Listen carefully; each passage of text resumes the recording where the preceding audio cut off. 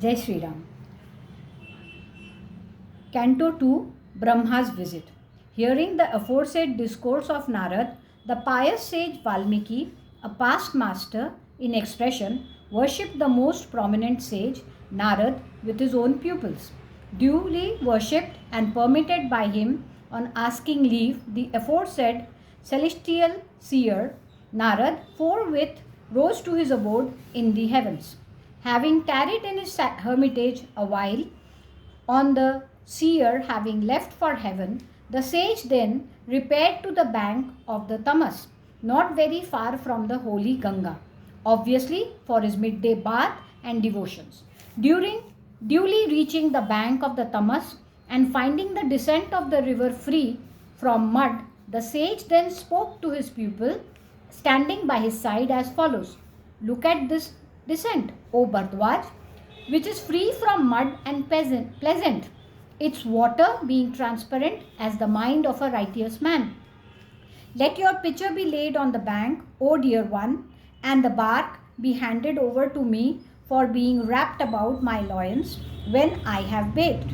I shall take my dip at this very descent of the Tamas, excellent as it is."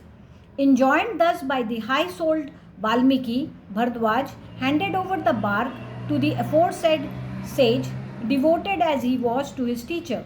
Taking the bark from the hand of his pupil, the sage, who had fully controlled his senses and as such had no inclination to see anything delightful to the senses, sauntered about, they say, surveying the extensive forest on all sides.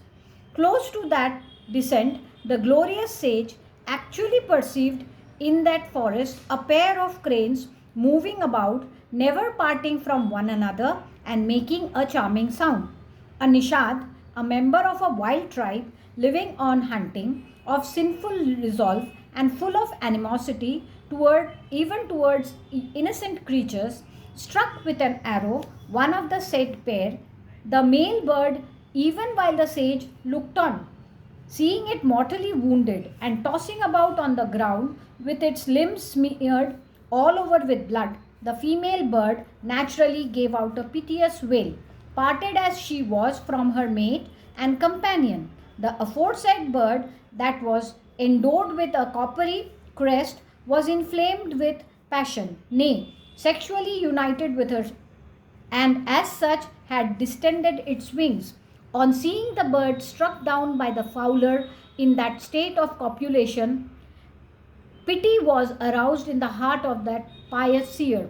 Further seized with compassion to behold the shrieking female bird, and considering the fowler's act to be sinful, the sage addressed the following words to the hunter: "May you not have peace of mind for endless years, O fowler, since you have killed one of the pairs of cranes infatuated with passion." Even as he spoke in this strain, and then reflected, "What is it that has been uttered by me, tormented as I was with grief for this bird?" Uneasiness appeared in his heart. Brooding a while, the sage, who was highly learned and full of wisdom, made up his mind, and the said chief of the sages addressed the following words to his pupil: "Bhardwaj, let this utterance made by me while I was stricken with grief, nay, set in 4 metrical feet, each containing an equal number of letters, viz. 8, and possessing the rhythm of a song that can be sung to a lute, be accepted as real poetry and not otherwise." Even as the aforesaid sage uttered the couplet, unexcelled as it was, in that it was suggestive of the entire theme of the Ramayan, his pupil, highly delighted, actually committed it to memory. The sage thereupon felt much pleased with him. Having finished his midday ablution with due ceremony in that descent of the holy Tamas, the sage then returned to his hermitage, brooding over the same incident as a matter of fact. Taking the pitcher filled with water, his submissive and learned pupil Bhardwaj too, they say, thereupon followed in the wake of his teacher. Reaching the grounds of the hermitage along with his pupil, the sage, who knew what is right, sat down and talked on various other topics, while remaining absorbed in contemplation of the couplet uttered by him. Then appeared the Almighty Brahma, the four-faced creator of the 14 worlds, who was possessed of great splendor, personally to see Valmiki, the chief of hermits. Greatly astonished to see him, Valmiki forthwith rose in haste from his seat and stood tongue-tied with folded hands in great humility, bowing low to him according to the scriptural ordinance and inquiring after the welfare. The sage worshipped the aforesaid deity by offering water to wash his feet and hands with, as well as glorious seat, and bestowed encomiums on him, making himself comfortable on the most exalted seat offered by Valmiki, the Almighty Creator, who was covered all over by his own effulgence, forthwith directed the sage Valmiki to take his seat. Duly permitted by Brahma, Valmiki too made himself comfortable on his seat.